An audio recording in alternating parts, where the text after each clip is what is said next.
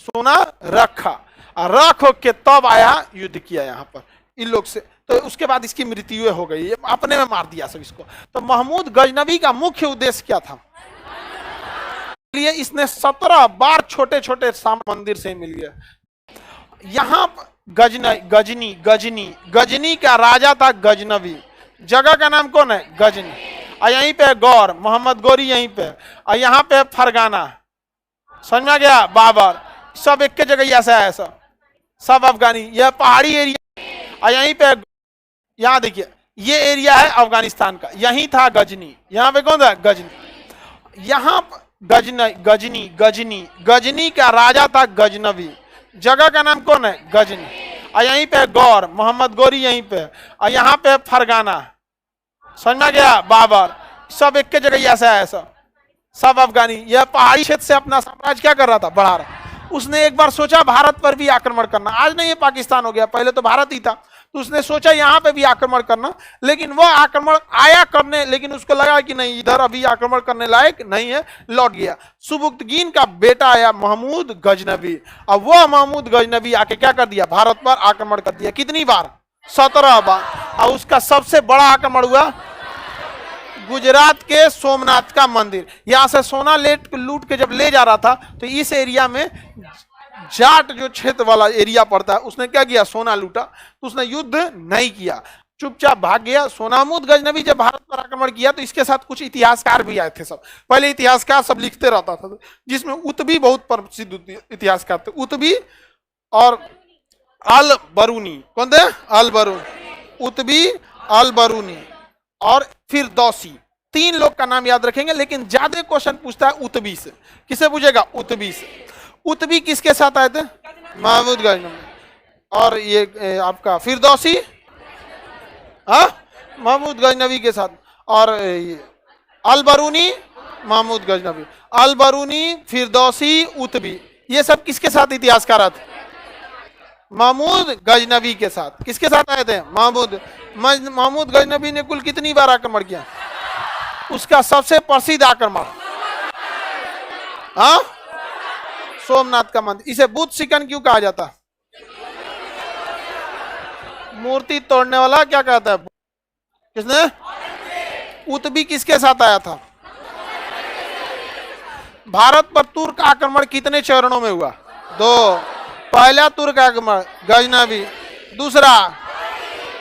दूसरा गजनवी के बाप का नाम सुबुक्तगीन, मतलब उसी के खानदान का था, सुबुक्तगीन था। हालांकि सुबुक्तगीन ने आक्रमण तो किया नहीं, आक्रमण किसने किया था? महमूद गजनवी।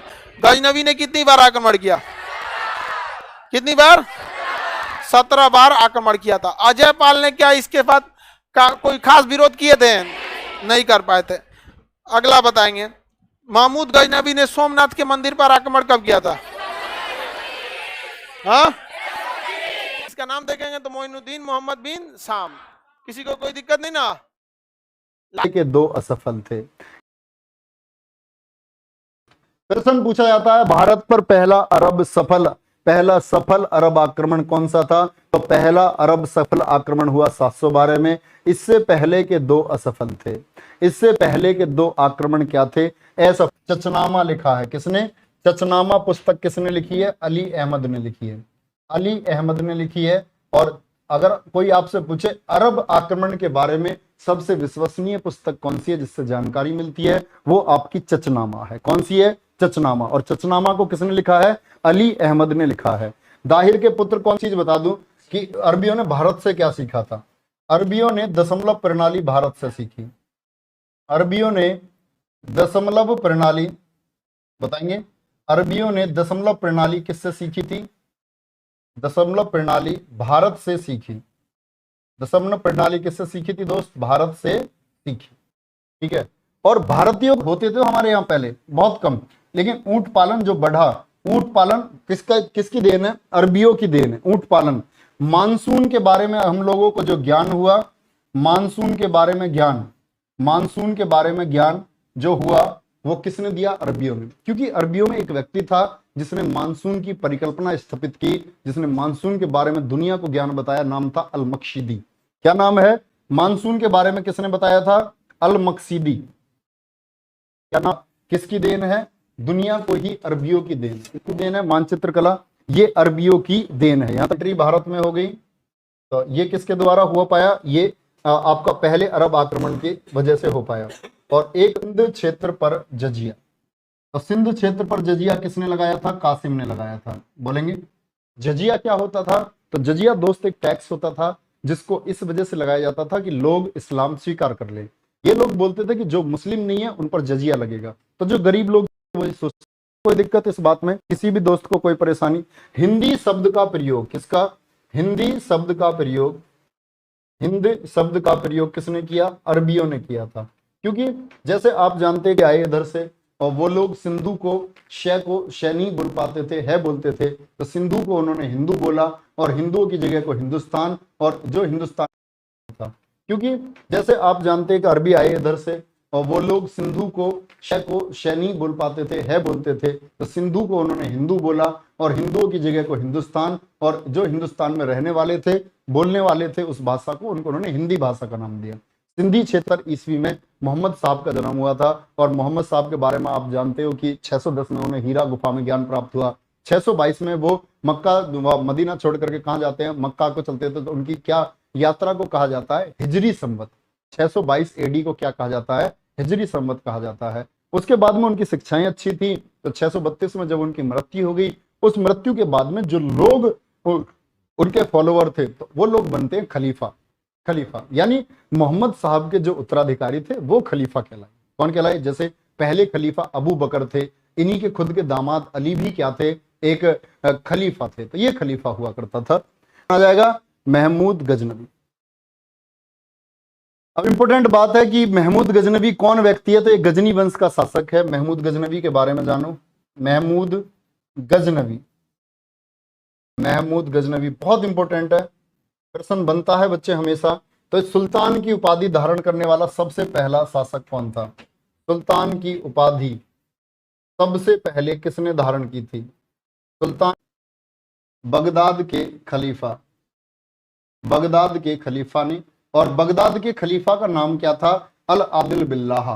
ये जो खलीफा पहला शासक बना, और महमूद गजनवी की जो अन्य उपाधियां हैं सुल्तान की उपाधि के अलावा, इसको और क्या क्या बोला गया? जैसे यामीन उद्दौला बोला गया। यामीन उद्दौला किसको कहा जाता है? तो किसको कहा जाता है? गजनी को कहा जाता है। यामीन उल मिल्लाह, यामीन उल मिल्लाह किसको कहा जाता है? ये भी कहा जाता है आपका दोस्त किसको? गजनवी को कहा जाता है। गाजी की उपाधि किसको दी गई? गाजी का मतलब होता था दोस्त, जैसे कि ये लोग कहते थे जो मुस्लिम धर्म को नहीं मानते हैं वो लोग विधर्मी हैं, और विधर्मियों का जो कत्ल करेगा यानी हिंदुओं को जो मारेगा वो गाजी कहलाएगा, वो गाजी कहलाएगा। तो गाजी, और इसी को कहा गया बुत सिकन। बुत सिकन बोले तो मूर्ति भंजक, मूर्तियों को तोड़ने वाला है। और इसके जो आक्रमण, यानी गद्दी पर तो बैठा 998 में, और इसकी मृत्यु भी यहीं लिख लो, मृत्यु इसकी हो जाएगी 1030 में। कब हो जाएगी? 1030 में इसकी मृत्यु हो जाएगी। और भारत पर जो इसने अभियान करे वो करे इसने 1000 से लेकर के 1027 के बीच में, यानी 1001 से लेकर के 1027 के बीच में। देखिए तुमने वीडियो नहीं देखी, पाकिस्तान का नक्शा कुत्ते के जैसा, बैठे हुए कुत्ते के जैसा। तो इसमें क्या है कि जो खैबर पास है, खैबर पास यहाँ पड़ता है, और खैबर पास के नीचे ही इधर आपका गोमल पास पड़ता था, एक गोमल पास। तो सिकंदर भी कौन से दर्रे से होकर आया था? खैबर दर्रे से होकर आया था। और खैबर दर्रे से होकर आया था। मैक्सिमम आक्रमणकारी जो भारत में आए वो आपके खैबर दर्रे से होकर के आए थे। किससे? खैबर और गोमल दर्रे का प्रयोग करके वो भारत में आए थे। तो यहाँ ये आपका पर्वत पड़ता था, इधर हिंदू कुश पर्वत, और इसी से होकर के आते थे इंडिया, इसी से इंडिया होकर के आते थे। इधर राजस्थान में तो रेत था, इधर राजस्थान कौन से दर्रे से भारत आया था? खैबर दर्रे से। तो मैक्सिमम आक्रमणकारी कौन से दर्रे से भारत आए? खैबर दर्रे से भारत आते हैं। और इसका जो पहला आक्रमण था वो था जयपाल के विरुद्ध। पहला आक्रमण इसने हिंदू शाही शासक जयपाल के विरुद्ध किया। पहला आक्रमण किसके खिलाफ था इसका? जयपाल के विरुद्ध था। किसके? जयपाल के विरुद्ध था। और हारकर जयपाल क्या कर लेता है? आत्महत्या कर लेता है। कब किया था? मुल्तान पर अभियान कब किया था? 1005 में किया था पहला आक्रमण जयपाल के खिलाफ। फिर मुल्तान पर अभियान 1008 में किस पर? नागरकोट पर अभियान, नगरकोट पर। और बच्चे नगरकोट पर जो इसका हमला किया ये मूर्तिवाद के खिलाफ पहली विजय बताई जाती है। कौन सा हमला मूर्तिवाद के खिलाफ? कोट, नगर कोट कहाँ है आपका? हिमाचल प्रदेश। कांगड़ा देवी के मंदिर पर भी इसने हमला किया। कांगड़ा देवी के मंदिर पर 1008 में नगर कोट पर हमला कर देता है कन्नौज को। और कन्नौज इंपोर्टेंट क्यों है? मैंने आपको बताया था कि कन्नौज में शासक कौन था? कन्नौज में शासक था आपका राज्यपाल, जो गुर्जर प्रतिहार वंश का शासक था। राज्यपाल गुर्जर उस समय शासन कर रहा था, तब इसने कन्नौज को, क्योंकि नागभट्ट सेकंड मैंने बताया ना, उन्होंने कन्नौज को टेक ओवर कर लिया था। तो कन्नौज देल शासक विद्याधर से कब कालिंजर अभियान, कालिंजर कहां पड़ता है? यूपी में ही पड़ता है। अब बच्चे यहां से एक इंपोर्टेंट फैक्ट निकल के आता है 1018 से। देखो, भारत पर आक्रमण के बहुत सारे प्रश्न आते हैं, भारत पर आक्रमण के बहुत सारे प्रश्न आते हैं, लेकिन जितने भी आक्रमणकारी भारत पर आए वो सिंध क्षेत्र, कश्मीर क्षेत्र पर हमला करके वापस चले जाते थे। प्रश्न आता है ऐसा कौन सा भारत पर आक्रमणकारी था जो गंगा घाटी को पार करके गया? तो गंगा घाटी को पार करके गया, यानी गंगा के मैदान को पार करके गया, तो वो 1018 में कौन था आपका? वो है आपका 1018 में कौन बोलेंगे? गजनवी। तो गंगा सोमनाथ पर, सोमनाथ मंदिर को लूटा और तोड़फोड़ कर दिया।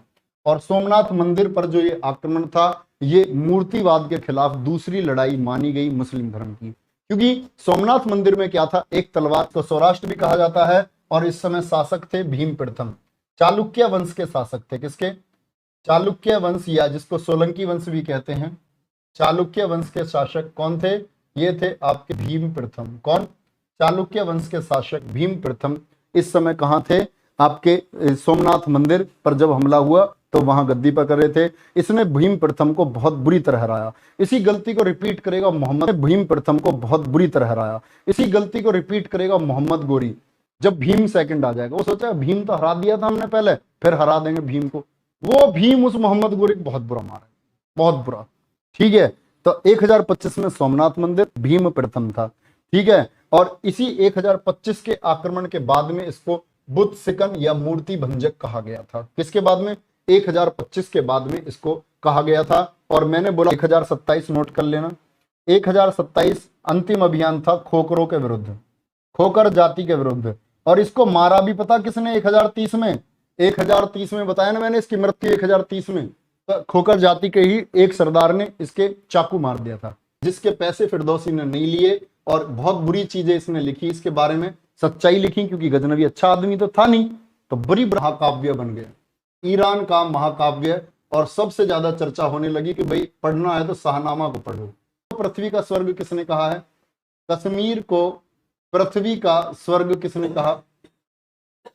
कश्मीर को पृथ्वी का स्वर्ग किस लेखक ने कहा है? वो फिरदौसी ने कहा है। और फिरदौसी को ही कहते हैं पूर्व का होमर, पूर्व का होमर, होमर ऑफ ईस्ट किसको कहा जाता है? लिखा है तहकीक ए हिंद, जिसको किताबुल हिंद भी कहा जाता है।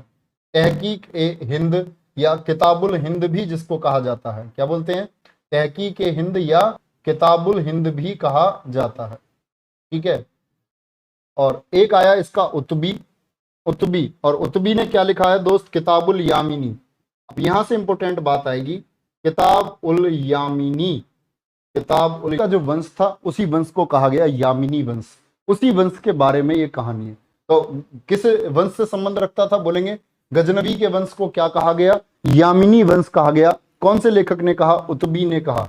और इसी के दरबार में एक लेखक रहता था फर्रुखी, ये दरबारी थे इसके, गजनवी के दरबारी थे। 1206 तक कौन? गोरी। इस बात में कोई दिक्कत? गोरी कौन से दर्रे से आया? गोमल दर्रे से भारत आया।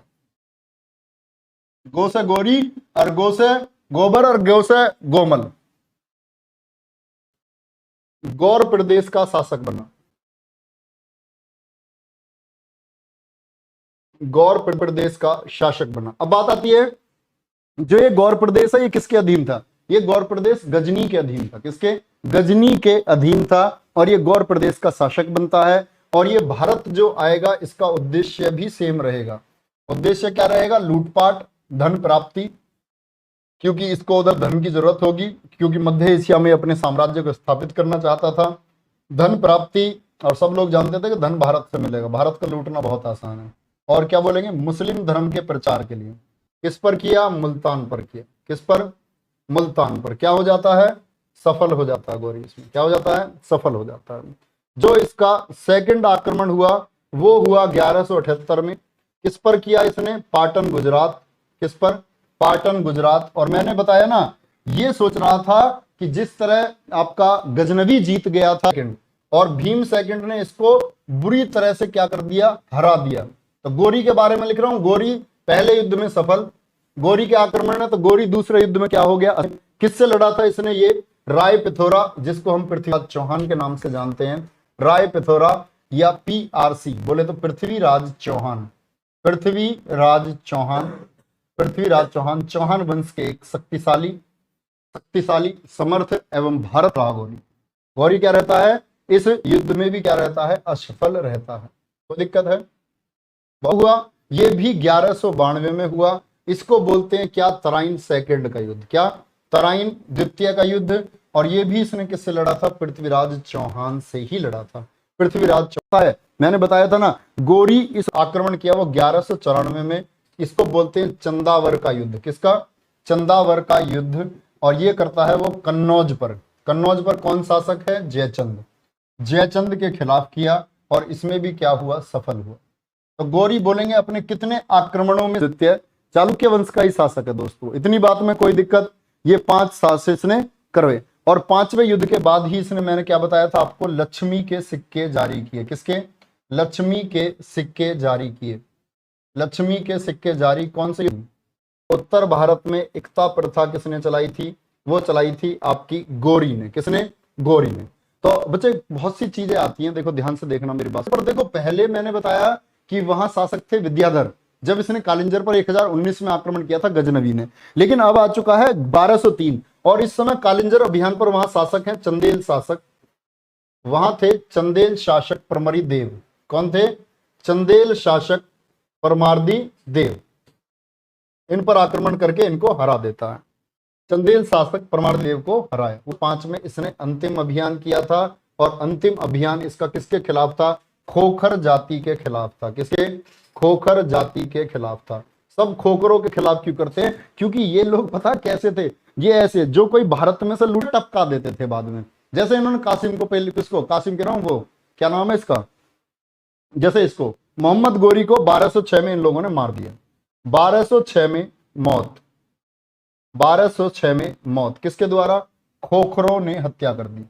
खोखरों ने कर दिया। बख्तियार खिलजी। देखिए बौद्ध धर्म वाले युद्ध करते, समझा दिए थे कि नहीं समझा दिए थे? तो नालंदा विश्वविद्यालय को किसने ध्वस्त कर दिया? बख्तियार खिलजी। देखिए बौद्ध धर्म वाले युद्ध भी थी तो कुछ खराबी भी थी। अच्छाई बस ये थी कि गरीबों को बहुत दान देता था, इसलिए इसे लाख बख्श कहा गया। यह गरीबों के लिए हमेशा खड़ा हो जाता था, इसलिए इसे हातिम कहा गया। तो लाख बख्श और हातिम किसे कहा गया?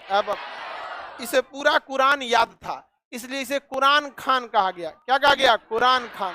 हालांकि इस्लामिक परंपरा, ख्वाजा मोइनुद्दीन चिश्ती, ख्वाजा मोइनुद्दीन चिश्ती, याद रहेगा ना?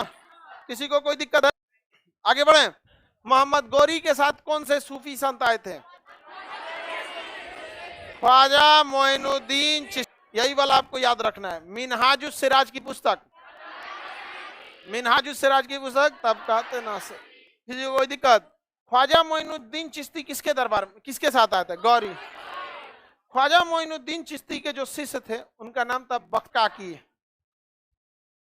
बख्तियार की, ऐबक के गुरु बख्तियार काकी। बख्तियार काकी के मतलब प्रभावित होकर किसी किसी के, अब जैसे हम ही लोग हैं, हम लोग को भी बहुत सारे टीचर पढ़ाए लोग, इसको सबसे ज्यादा ये प्रभावित था अपने गुरु किससे? तो उनसे प्रभावित होकर ने एक मीनार बनवाया जिसका नाम रखा कुतुब मीनार। क्या नाम रखा? कुतुब मीनार। कुतुब मीनार किससे प्रभावित होगा? बख्तियार काके से। हालांकि वो दुए फ्लोर बना था तो मर गया, घोड़ा से गिरा और घोड़ा कचार दिया इसको। घोड़ा बड़ी तेज मारते हैं सब, देहात में कहावत का। आगे बढ़ते हैं, अब इसके निर्माण कार्य को देख लेते हैं कि कुतुबुद्दीन ऐबक ने क्या क्या निर्माण कराया था। पहला, दिल्ली में इसने क्या बनवाया?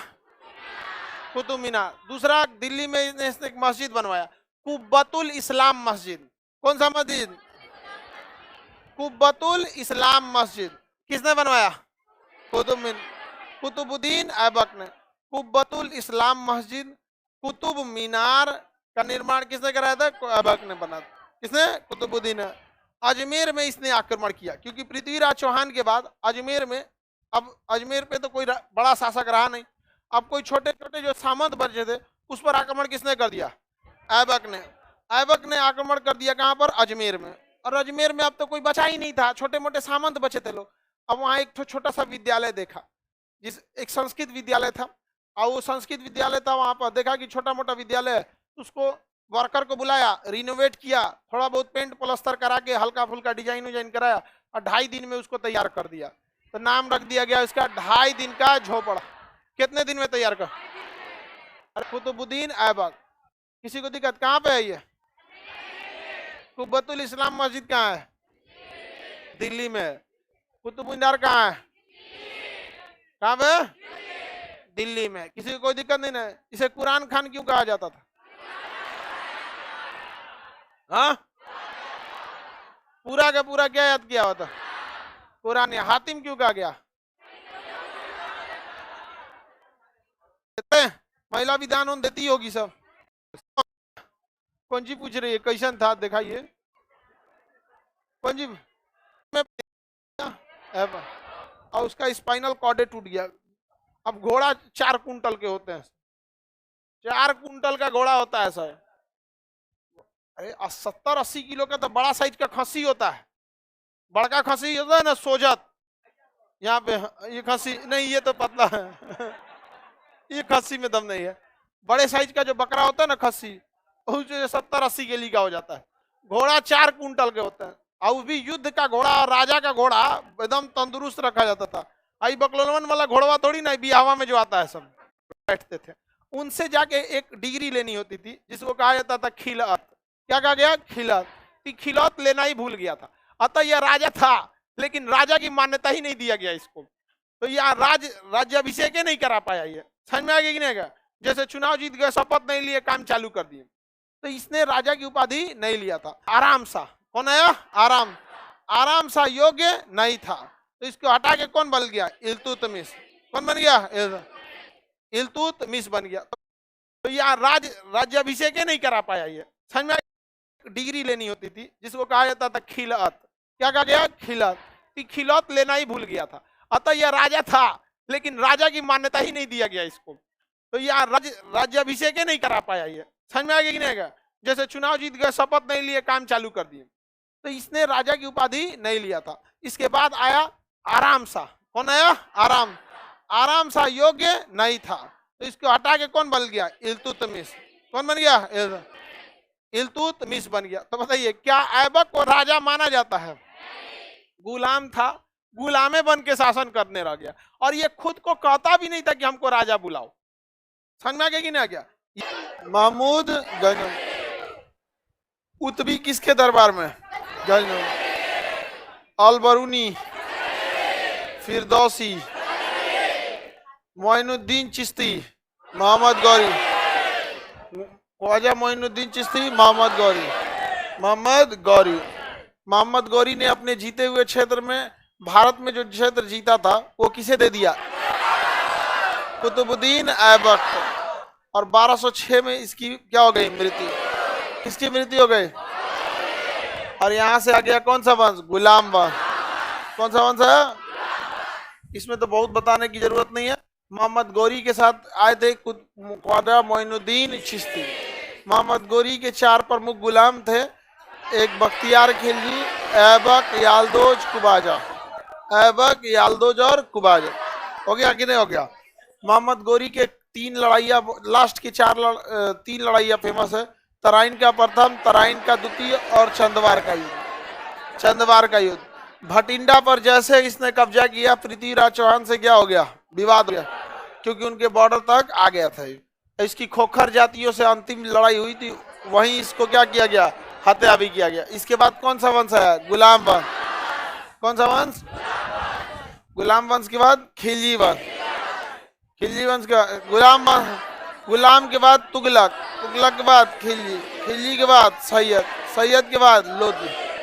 ये सारे वंश इसी के बाद आ गए सब, और लास्ट में कौन आ गया? तब हम लोग चलते हैं कौन से वंश के बाद? गुलाम वंश। गुलाम वंश के बाद खिलजी वंश। तुगलक वंश, सैयद वंश, लोधी वंश। गुलाम वंश, खिलजी वंश, तुगलक वंश, सैयद वंश, लोधी वंश। आगे बढ़े। इसके संस्थापक कुतुबुद्दीन ऐबक, गयासुद्दीन खिलजी। यहाँ पे तुगलक वंश है, गयासुद्दीन तुगलक। सैयद वंश का खिज्र खान, लोधी वंश का बहलोल लोधी। कौन था? बहलोल। ऐबक जल गया खीबों से, इसका ट्रिक है ऐबक जल गया किसे? खीबों से। तुगलक वंश का गयासुद्दीन तुगलक, सैयद वंश का खिज्र खान, सैयद वंश का खिज्र, और लोधी वंश का बहलोल लोधी, गुलाम वंश। उसके बाद बकुला बोल, बीच में नहीं बोलेगा। गुलाम वंश के बाद खोज रहा है कहाँ है।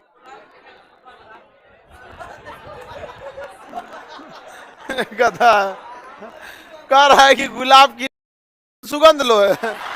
सैयद वंश। गौरी मरा 1200, मोहम्मद गौरी मरा 1206। तो जैसे ही मरा एक बेटिया को फंसी लेते कौन? कुतुबुद्दीन ऐबक। क्या चला था? दिल्ली सल्तनत। और 1526 में कौन आ गया? बाबर। बाबर के बाद हुमायूं, अकबर, जहांगीर, शाहजहां, औरंगजेब, बहादुर शाह, फारूक सियर, मोहम्मद शाह, अहमद शाह। ये बहुत आगे पूरा पढ़ना है आप लोग को। 1857 में बहादुर शाह जफर को अंग्रेजवा पकड़ के बड़ी मार मारा। समझते हैं? सखी सब चलता था, दो सखी मिलके उसी को जुआ बोला जाता है। सबसे लंबा वंश किसका था? तुगलक वंश। कौन सा वंश? तुगलक के बाद गुलाम वंश। कौन सा वंश? गुलाम। अल्लाह से लोधी वंश, स से सैयद, ख से खिल। क्या कोई वंश क से था? नहीं। दिल्ली सल्तनत क से वंश से नहीं, चल गया खीबों से। जितना छठा दिल्ली सल्तनत का पूरा का पूरा दिल्ली सल्तनत, जिसमें पांचों आएगा सब, दिल्ली सल्तनत का कार्यकाल कहां से कहां तक?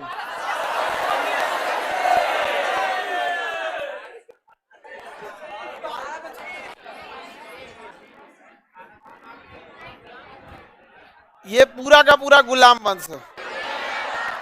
कुतुबुद्दीन ऐबक, ऐबक के गुरु बख्तियार काकी, ऐबक का सेनापति बख्तियार खिलजी, बख्तियार खिलजी। नालंदा विश्वविद्यालय जालंधर। कुरान खान किसे कहा गया? लाख बख्श, हातिम। ऐबक के दरबारी कवि मिनहाजुस सिराज, ऐबक के दरबारी कवि मिनहाजुस सिराज। मिनहाजुस सिराज की पुस्तक तबकाते नासरी, तबकाते नासरी। मिनहाजुस सिराज की पुस्तक तबकाते, याद रहेगा ना। और हसन निजामी भी रहते थे, ताजुल नासरी उनकी पुस्तक है। 2.5 दिन का झोपड़ा कहाँ है? कुब्बतुल इस्लाम मस्जिद दिल्ली, कुतुब मीनार दिल्ली, याद रहेगा ना। डिग्री नहीं लिया। ऐबक का 1210 ईस्वी में लाहौर में, कहां पर? लाहौर। चौगाना यानी पोलो खेलते वक्त क्या हो गई? मृत्यु। किसकी? ऐबक। 1210 में इसकी क्या हो गई? मृत्यु। कौन? किसकी मृत्यु हो गई? ऐबक के बाद आया बहराम शाह। इस ससुरा कोनो काम का नहीं था, इसे हटा के शासक बन गया कौन? इल्तुतमिश। तो बहराम शाह को पढ़ना थोड़ी है, दिया किस पे? इल्तुतमिश से। बहराम शाह कुछ काम नहीं किया, 1 साल शासक रहा, उसको हरा दिया कौन? हटा दिया कौन? इल्तुतमिश। इल्तुतमिश कौन था? इल्तुतमिश। इल्तुतमिश किसका गुलाम था? ऐबक। किसका गुलाम था? ऐबक। ये 1211 से अब 1226 तक शासन, 26 तक शासन, 36 तक। कब तक शासन किया? 36 तक। 36 में कौन आएगी? रजिया सुल्तान। और 4 साल में उसकी मृत्यु हो गया। चलिए अब हम लोग देखते हैं लोग किसके बारे का वंश समान रहेगा। तो ये दूसरे वंश का था और ये दूसरे वंश का था। इसके वंश का नाम था इलवरी वंश। कौन सा वंश? इलवरी वंश का था। तो इल्तुतमिश के वंश का नाम इलवरी वंश। क्वेश्चन पूछा था आपका कि गुलाम का गुलाम का गुलाम वंश का नाम कहा जाता है। गुलाम वंश का वास्तविक शासक इल्तुतमिश को, क्योंकि इसने खलीफा से क्या लिया था? उपाधि लिया था। खलीफा से खिलत लिया था। क्या लिया था? खिलत। क्या लिया था? यानी खिलत लेने का काम ऐबक ने नहीं किया था। ऐबक ने नहीं किया। तो गुलाम वंश का संस्थापक ऐबक, लेकिन गुलाम वंश का वास्तविक संस्थापक इल्तुतमिश। गुलाम का गुलाम इल्तुतमिश। वास्तविक संस्थापक दरगाह को इस्लामिक पद्धति से बनाने का काम किसने किया था? इल्तुतमिश। इसने मकबरा निर्माण की पद्धति चालू किया इल्तुतमिश। मरने के बाद जो होता है ना मकबरा, तुरबत बनाया। अजमेर दरगाह का निर्माण किसने कराया था? इल्तुतमिश ने कराया था। किसने कराया था? इल्तुतमिश ने। शुद्ध इस्लामिक पद्धति से मकबरा बनवाने का काम इल्तुतमिश। इल्तुतमिश ने कई सारे काम किए थे। तांबे का और पीतल, इसने सिक्का निर्माण चालू किसने किया? जीतल। तांबे का क्या चालू किया था? जीतल। चांदी का जीतल और तांबे का टाका किसने चालू किया था? इल्तुतमिश ने। अतः सिक्का चालू करने का काम किसने किया? इल्तुतमिश। तो राजा को अपने इल्तुतमिश इसी तरह और आगे बढ़ते गया था यहाँ पर, और इस्लामिक पद्धति का इसको संस्थापक माना जाता है। तो भारत में शुद्ध इस्लामिक पद्धति का संस्थापक किसे माना जाता है? हालांकि शुरुआत किसने शुद्ध पद्धति को? इल्तुतमिश ने चालू किया था। किसने चालू किया? इल्तुतमिश। इसने राजधानी दिल्ली को बना दिया, जबकि ऐबक ने राजधानी किसे बनाया था? लाहौर को। इसे राजधानी किसे बना दिया? दिल्ली। यही वजह है कि दिल्ली सल्तनत में यहीं से सारा कंट्रोल होने लगा, और इसके बाद ही इस पूरी सल्तनत का नाम क्या पड़ गया? दिल्ली से। क्योंकि जो भी आया वो शासन कहां से किया? दिल्ली, या तो फिर दिल्ली के आसपास के क्षेत्र से शासन किया, इसलिए इसे दिल्ली सल्तनत का नाम पड़ गया। या युद्ध करके अगल बगल के क्षेत्र को क्या किया? जीत लिया। मंगोल से एक आदमी भाग के आया जिसका नाम था जियाउद्दीन। या युद्ध विस्तार भी बहुत तेजी से किया। किसने? इल्तुतमिश ने। युद्ध विस्तार बहुत तेजी से समय मंगोल से एक आदमी भाग के आया जिसका नाम था जियाउद्दीन मांगबरनी। क्या नाम था? जियाउद्दीन। मालिक बचा लीजिए, आप बहुत ही महान हैं, राजा हैं, ये हैं वो। इल्तुतमिश ने कहा कोई दिक्कत नहीं, हम है ना, रहो तुम यहीं पे। तो उसको रख दिया। अपने पीछा गिरे भाई, तो पीछा कौन कर रहा था? तो कहा कि चंगेज खान। इल्तुतमिश का दिमाग, बाप रे बाप, एक चंगेज खान पीछा कर रहा था। अभी खाना खा रहा है, खाना निकाले करा मुंह में से। एक चक्कर में चंगेज खान से हमारा लड़ाई हो जाएगा। और चंगेज खान, बाप रे बाप, बताइए जियाउद्दीन मांगबरनी का पीछा कौन कर रहा था? कौन कर रहा था? Genghis Khan. कौन पीछा कर रहा था? Genghis Khan. समझ में आ गया कि नहीं आ गया? किसी को कोई दिक्कत नहीं ना? वेतन के बदले जमीन। इसको कहा गया इक्ता व्यवस्था। क्या कहा गया? इक्ता व्यवस्था। वेतन व्यवस्था पढ़ाएं कि नहीं पढ़ाएं? आप बताओ मित्रों, पढ़ाएं कि नहीं पढ़ाएं? तो सामंती व्यवस्था के जैसे कौन सा था? इक्ता व्यवस्था। सामंती व्यवस्था के तहत जो जमीन लेता था वो सामंत कहलाता, उसे इक्तादार कहते थे। क्या कहते थे? इक्तादार। क्या कहा जाता था? इक्तादार कहा जाता था। समझ में आ गया कि नहीं? व्यवस्था में वेतन के बदले जमीन। इसने देखा कि हमको मंत्रिमंडल की बहुत ज्यादा जरूरत है, आपको विद्वानों के बीच में रहना। चालीसा दल। चालीसा दल जो था वो 40 तुर्क सरदारों का एक समूह था। उसमें 40 लोगों का एक ग्रुप था जिसमें ज्यादातर तुर्क कल्चर के लोग। चालीसा दल रखा था नाम। किसी को कोई दिक्कत? इन्हीं के हिसाब से सलाह से इल्तुतमिश नियम कानून को बनाता था और वो काम अच्छे से करता था। चालीसा दल के सही रेड क्लोथ का सिस्टम चालू किया। अगर किसी को अन्याय हुआ है, न्याय चाहिए, तो लाल वस्त्र पहन ले। और फ्राइडे की जिन नमाज जो होता है, तो फ्राइडे की नमाज का एक रूल है कि वो जमात के पे एट ए टाइम छोट मोट मामला रहेगा तो क्या कर देंगे? पंचायती कर देंगे। और अगर बहुत बड़ा मामला रहेगा तो हम भैये हैं मामला को सुलटने के लिए। तो हाँ बोलो, कौन बन गया? इल्तुतमिश।